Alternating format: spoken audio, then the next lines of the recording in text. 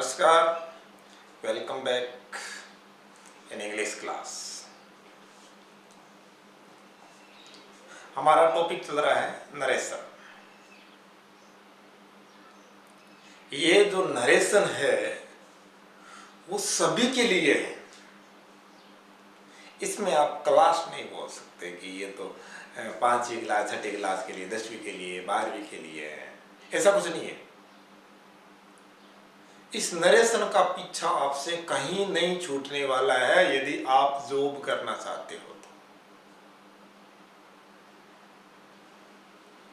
ये तो आपके पीछे लगा ही रहेगा, कहीं भी चले जाओ आप। देखो, नरेशन आप कोई भी एग्जाम दे लो, उसमें नरेशन आने हैं। चाहे आप 10th का एग्जाम दे लो, 10th का एग्जाम दोगे उसमें नरेशन आएंगे 4 नंबर के। यदि आपने इंग्लिश लिटरेचर ले लिए तो 11th 12th में नरेशन आएंगे। उसके बाद आप 12वीं तो पास कर लोगे। मान लो कि आपने सोच लिया कि मुझे क्या करना है, पढ़ के मैं तो 10वीं का स्टूडेंट है, या तो 6th 7th में हो, तब सोचते हो कि मुझे नरेशन की कहाँ जरूरत है, वहां पे नरेशन आते हैं। उसके बाद 10वीं आते आते कैसे तैसे आपने खींच लिया कि कोई बात नहीं, नरेशन में नकल करके ही सीख सकते। कई बार ऐसा हो जाता है कि भाई कैसे भी आप कर सकते हो, बोला इधर उधर देख के मैं नरेशन कर लूं। हो सकता है, पॉसिबल है। लेकिन फिर आप क्या है, हो सकता है आप साइंस ले लेते हो या कुछ ले लेते हो, बोला कि कंपल्सरी में नरेशन आते नहीं है। माइंड सेट होता है हमारा, फिर हम उसको भी नहीं कर पाते हैं, फिर हम छूट जाते हैं पीछे। लेकिन आज के टाइम में हर इंसान यही चाहता है मैं सरकारी नौकरी लगूं। और यदि आपको सरकारी नौकरी लगना है तो आपके सामने इंग्लिश तो आएगी आएगी। कोई एक आध परीक्षा को छोड़ दिया जाए तो हर एक में इंग्लिश आती है, और इंग्लिश जहां नौकरी के लिए आती है वहां पे आपका नरेशन पीछा नहीं छोड़ने वाला है। आप एसएससी की तैयारी कर लो, आप एसएससी सीजीएल टायर 2 करोगे तो आपको 20-25 नंबर के नरेशन से पीछा पड़ेगा। तो आप कैसे बोल सकते हो, किसी भी की दे लो, एग्जाम दे लो, आप कॉम्पिटिटिव एग्जाम दे रहे हो, वहां पे आपके नरेशन आएंगे। तो ये सभी कक्षाओं के लिए है नरेशन। आप ध्यान से समझा अच्छे से। तो आप ये मत सोचो कि ये बच्चों के लिए है। जो कोई भी कंपटीशन का एग्जाम दे रहा है उसके लिए नरेशन पक्का है। आप किसी भी किताब को उठा के देख लो, कहीं पे भी देख लो, डायरेक्ट इनडायरेक्ट वहां पे आते ही हैं। तो ये चीज आपको विशेष तौर पे ध्यान देनी है कि इस नरेशन का पीछा कहीं पे भी नहीं छूटने वाला है। तो इसको ध्यान से पढ़ना है। इसीलिए मैं इसको पार्ट वाइज समझा रहा हूं, एक एक चीज करके। आपने यदि पहले पार्ट नहीं देखे हैं तो एक बार उनको देखिए, समझ में आएगा। आपको कोई डाउट्स रहेगा, जैसे एक बार कंप्लीट होगा हम शॉर्ट में दोबारा एक बार एक क्लास और लेंगे। हार्ड कुछ नहीं है, हार्ड हमारी सोच है, हमारे दिमाग में लच्चा बैठा हुआ है, ये हार्ड है मेरे लिए। और दूसरी चीज है, कोई भी सब्जेक्ट हार्ड है, हमारे मन में जो बैठ जाता है हार्ड है, उसकी हम अच्छे से पढ़ाई नहीं कर पाते हैं, उससे दूर भागते हैं हम। मन में कह रहे मन तो विज्ञान गणित की लग गए, अंग्रेजी याद हुआ नहीं है, कहीं कहीं हिंदी बहुत याद हुआ है, आपको नहीं हुआ, कहीं संस्कृत ज्यादा याद हुआ है। लेकिन अंग्रेजी में हम दूर भागते रहते हैं, दूर भागते हैं। कई कई तो ऐसे हैं जिनको मतलब कि ऐसा लगता है कि मुझे तो गणित में कोई दिक्कत नहीं है, लेकिन अंग्रेजी नहीं आती है। ये जो केमिकल लोचा है और कुछ नहीं है, आपके दिमाग में बैठा हुआ, इंग्लिश नहीं आती है। यदि आपने इंग्लिश को ध्यान से समझ लिया ना तो इंग्लिश से आसान कोई नहीं है, आपको ध्यान से समझना है। तो हम टॉपिक पे आते हैं, नरेशन पे। तो नरेशन हमने एसर्टिव सेंटेंस कर लिया है। इसके बाद इंट्रोगेटिव सेंटेंस कर लिए हैं। अब हम पढ़ रहे हैं इंपेरेटिव सेंटेंस। इंपेरेटिव सेंटेंस कौन से होते हैं? जिसमें ऑर्डर देना हो, उसमें कमांड देनी हो, इसमें रिक्वेस्ट करनी हो, ये सब सेंटेंस होते हैं इंपेरेटिव सेंटेंस। और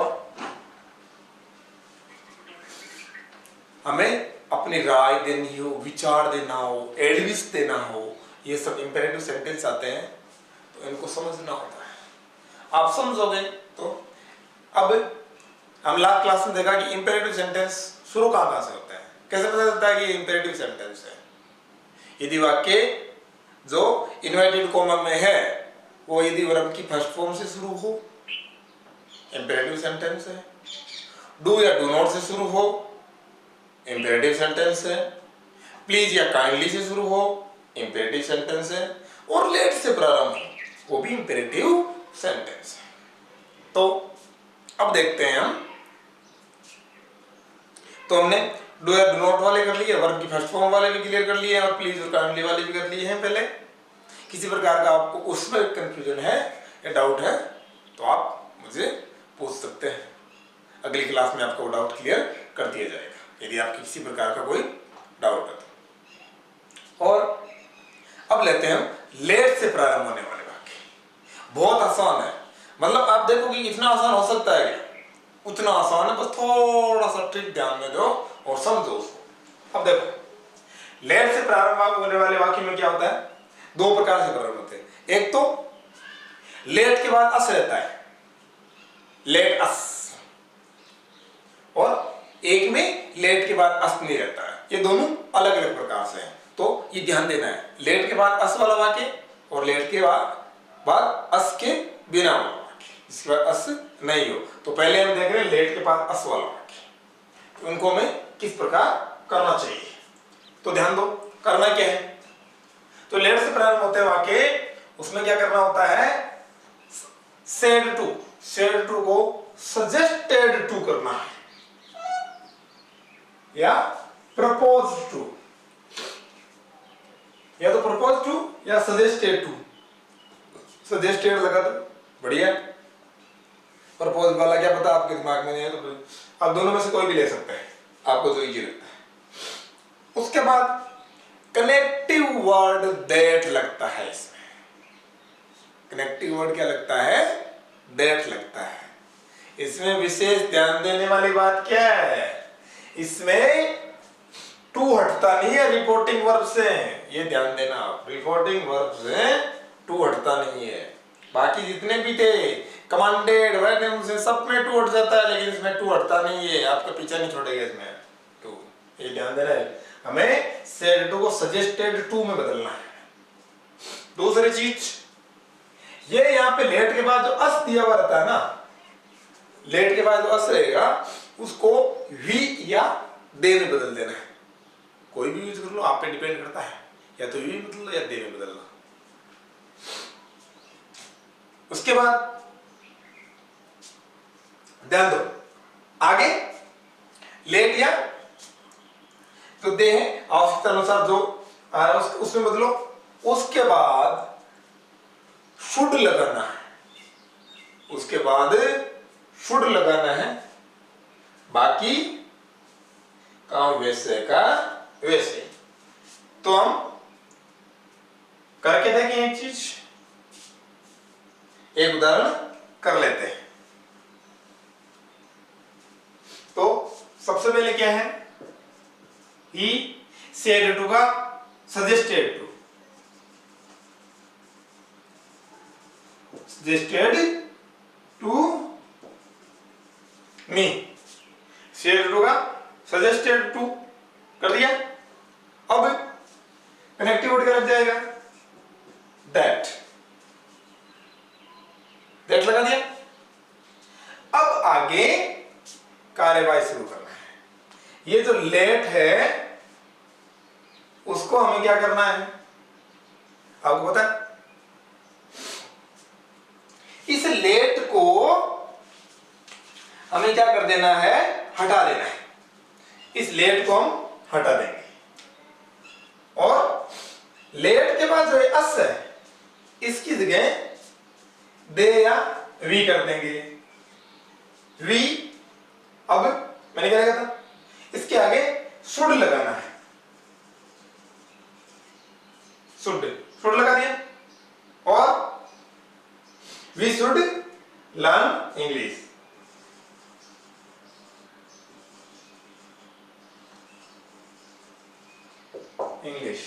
ये चीज आसान है। किया क्या हमने शेयर टू का सजेस्ट शेयर टू कर दिया, कनेक्टिव वर्ड दैट लगा दिया और लेट को हटा दिया, अस की जगह वी कर दिया और शुड लगा दिया, बाकी वैसे का वैसे लगा दिया। तो आसान है, समझ में यार, कोई डाउट नहीं। तो अब एक दो सेंटेंस और करेंगे तो आपको अच्छे से समझ में आ जाएगा। एक दो उदाहरण और लेते हैं। हाँ, अब एक दो उदाहरण और देखें। अब देखो हमने हमारा क्या चल रहा है कि लेट जो वाक्य है, लेट के बाद अस होने पे हमें किस प्रकार बदलना है, ये चलो। अब ध्यान दो, मैंने क्या बोलता, सेड टू का किसी में बदल देना है सजेस्टेड टू में। इस प्रकार वाक्य में तो आई सजेस्टेड टू हिम, याद हो गया। सेड टू का किसमें बदल देंगे, सजेस्टेड टू में। कनेक्टिव वर्ड लगा देंगे हम दैट लगा दिया।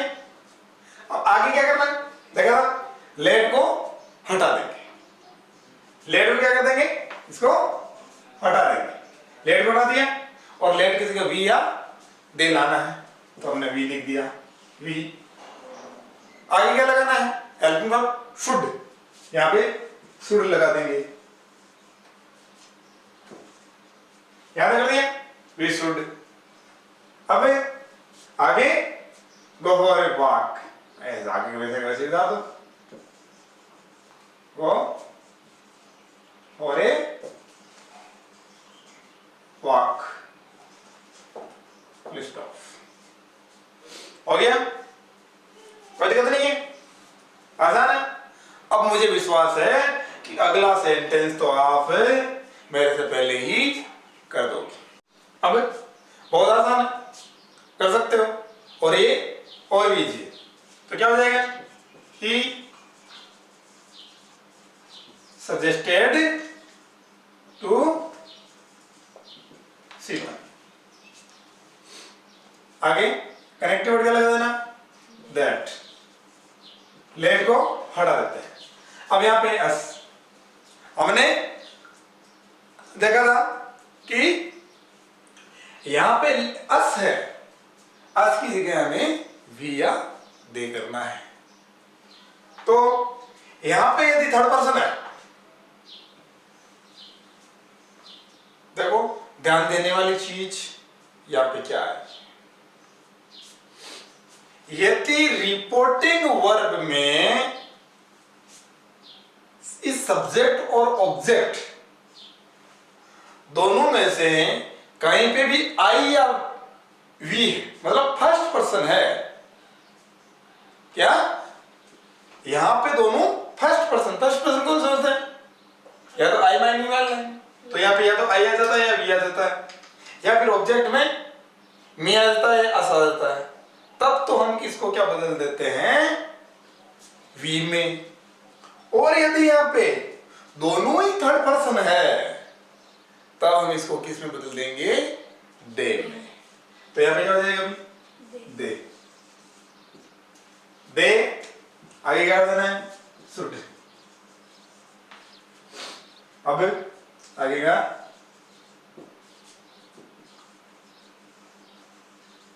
बेगर। इस प्रकार ये ध्यान से करना है। अब देखो यहां पे बीच में क्या है, दिस को हमें क्या किसी को बदल देना है, दैट में। तो बदलना है, दूरी संबंधी परिवर्तन वैसे के वैसे होंगे।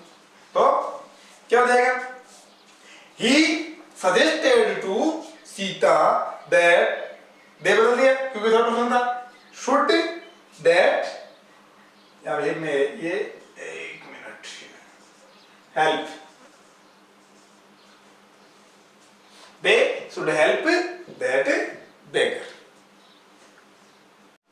अब देखो दूसरा लेट से वाक्य जो प्रारंभ होता है उसका प्रकार क्या है। एक तो था लेट के बाद अस आने पे, हमने कर लिया। ये है लेट के बाद अस नहीं होने पर क्या करते हैं। लेट के बाद अस नहीं होने पर जो रिपोर्टिंग वर्ब है, ये वाली रिपोर्टिंग वर्ब इनवर्टेड कोमा के बाहर, इनवर्टेड कोमा के बाहर जो रिपोर्टिंग वर्ब है उसमें क्या करेंगे, सेड टू की जगह ऑर्डर्ड, कमांडेड, रिक्वेस्टेड, ये आवश्यकता अनुसार हम बदल देंगे। भाव के क्या आ रहा है उसके अकॉर्डिंग हम इसको बदल देंगे। और आगे क्या करना है, इसमें कनेक्टिंग वर्ड टू लगेगा। लेटेस्ट वाले कनेक्टिव वर्ड क्या लगता है, दैट, लेकिन इसमें कनेक्टिव वर्ड टू लगेगा। कनेक्टिंग वर्ड लगा दिया हमने टू। उसके बाद इसमें लेट हटेगा, ये ध्यान देना है, इसमें लेट नहीं हटता है। बाकी प्रोनाउन संबंधी चेंज वगैरह सब होगा। तो जैसे देखो Ram let me go home, मुझे घर जाने दो। आप किसी से रिक्वेस्ट कर रहे हैं कि मुझे घर जाने दो, तो ऑर्डर तो है नहीं कि मुझे घर जाने दो, ना कमांड दे रहा है, जाने के लिए पूछ रहा है, मतलब रिक्वेस्ट कर रहा है, तो भाव रिक्वेस्टेड आ जाएगा। तो यहाँ पे क्या हो जाएगा, requested me to let, let let रहेगा। अब यहाँ पे प्रोनाउन संबंधी परिवर्तन इसमें करना पड़ेगा आपको। तो मी है, first person change according to subject. Subject क्या है, राम, राम मतलब ही, तो ही का यहाँ पे मी है, तो ये क्या आ जाएगा, him, let him go home और रेस्टोरेंट। इस प्रकार कोई कंफ्यूजन नहीं है।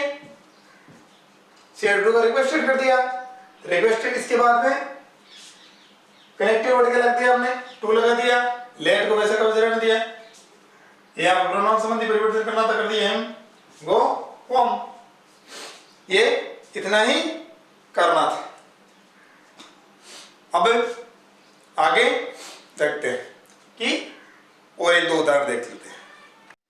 अब और उदाहरण देखें, ध्यान से समझो, बहुत अच्छे से समझ में आएगा।